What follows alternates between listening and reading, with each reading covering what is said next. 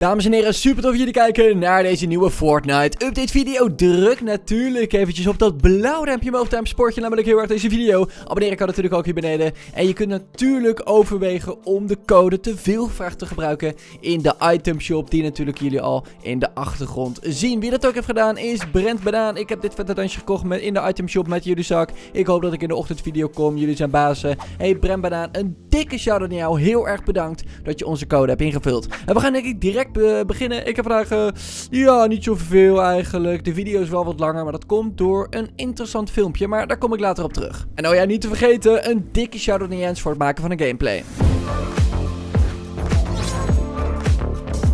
Yes, laten we als eerst natuurlijk eventjes kijken hoe ver we zitten in dit seizoen. En op dit moment zitten wij boven de 50%, namelijk op 51%. Wat betekent dat we nu nog 52 dagen lang in dit seizoen zitten. We gaan gelijk door. Yes, en dit is eventjes een interessant hoor. Namelijk, het gaat eventjes over de aankondiging van de nieuwe crew pack in februari.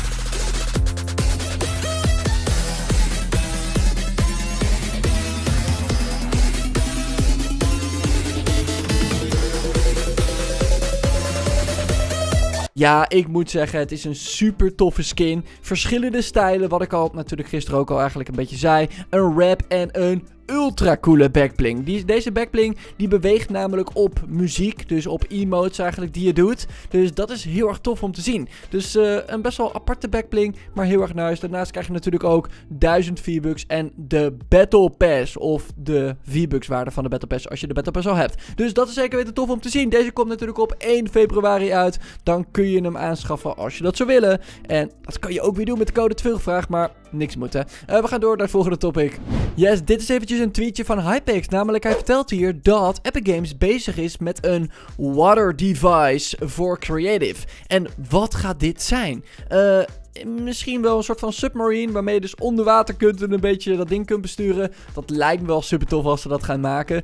Komt er vast en zeker een keertje aan. Het zal me niet verbazen als deze chapter dat nog gaat gebeuren. Dat we echt onder water dingen gaan krijgen. Dat zou echt heel erg lijp zijn. Maar goed, nu weer eventjes focussen op de tweet van HIER. We krijgen dus blijkbaar dat in dit seizoen zo'n water device. Het is namelijk al zo dat in de 19.10 update er al dingen te zien zijn in de files. Alleen, ja, qua device zit er nog niks in. Dus daar moeten we nog eventjes op wachten. En we gaan door naar het volgende topic.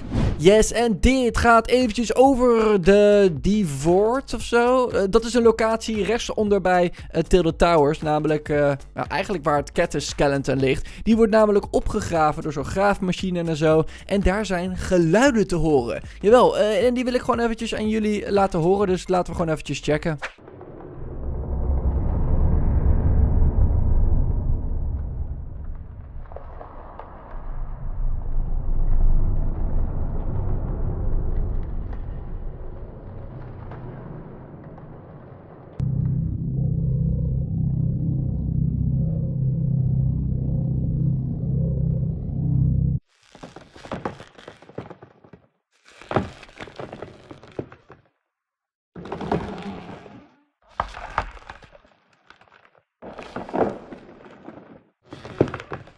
Ja, jullie hoorden allemaal verschillende geluiden en hier gaat sowieso wel iets gebeuren. Dat kan toch bijna niet anders. Ik bedoel, die geluiden die zijn er niet voor niks. Er is niet voor niets ook zo'n graafmachine bij. Al botten zijn natuurlijk al opgegraven. Dus het is duidelijk dat daar het Cactus monster eigenlijk ligt. Wel super tof dat daar een verhaallijn eigenlijk gaande is. Wanneer er nieuwe updates zijn, laat ik dat natuurlijk aan jullie weten. En we gaan door naar het allerlaatste dingetje alweer. Yes, en dit dingetje gaat eventjes over een interessant filmpje. Namelijk, het is een filmpje voornamelijk gemaakt voor de pro's. Ja, namelijk allemaal tips en zo. Eigenlijk ook niet voor de pro's. Eigenlijk is dit filmpje voor iedereen handig om te kijken. Het filmpje duurt wel 4 minuten, maar het is echt super tof om te zien. Heel erg handig om te bekijken. Ik vond hem zelf erg interessant. Dus ik zou zeggen, check hem eventjes uit. Dan ga ik bij deze wel de video al afsluiten. Dus vond je dit een toffe video? Druk natuurlijk eventjes op de blauwe duimpje omhoog. Daarmee sport je namelijk heel erg. Abonneren kan natuurlijk hier beneden. En ik zie jullie allemaal morgen. En ja, geniet van de video. Chapter 3 has arrived, and with it comes an entirely new map to explore. There are some old returning favorites like Tilted Towers, Shifty Shafts, and Greasy Groves. There's also a ton of new POIs like Sleepy Sounds, Condo Canyon, and the Daily Bugle. Now, everyone knows the POIs, but what about the characteristics of the map, and what should we expect throughout the competitive season for Chapter 3 Season 1? Let's dive into some of the new changes and effects it has on competitive play.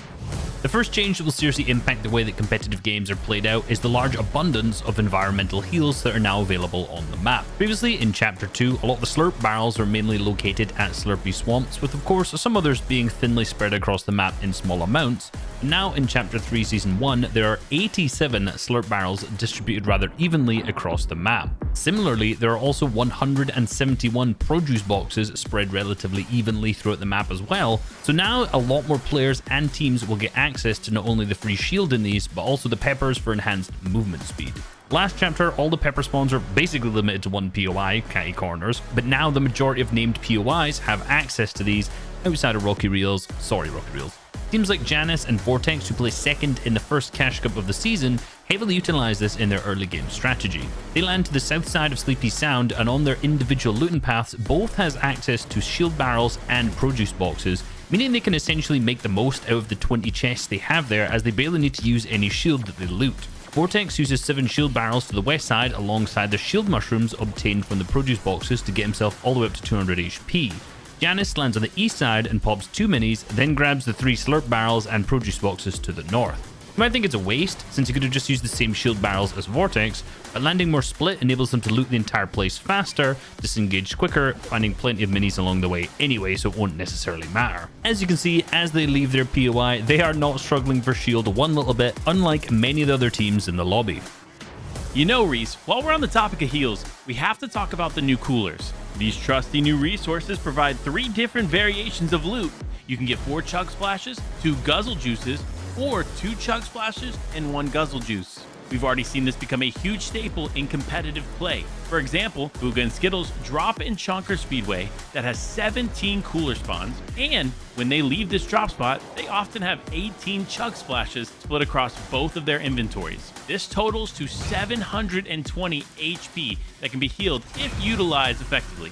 With the cars already equipped here in Chonker Speedway with those nice off-road tires, they have that ease of mobility around the map.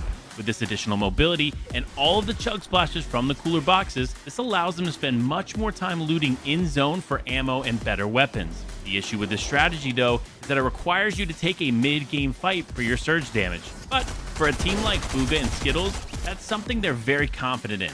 Overall, this is a very unconventional but successful early game strategy they've been implementing. Last but not least, we have probably the most impactful addition to the map, and that is the spider webs. These webs provide you with mythic Spider-Man web shooters, an easy rotational tool using the webs, and additional heals. Having these provide numerous benefits in the early game, like easy shield and fast mobility. Now, these webs can be really useful in the early game for faster looting, but can be a double-edged sword in the endgame.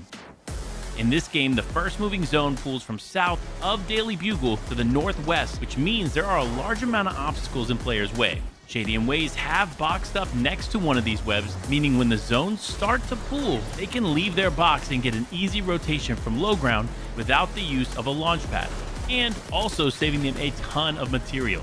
However, if you're not watching each turn in a messy endgame, you could easily bounce off of one of these and be sent into the zone, or even worse, into Tayson's line of sight.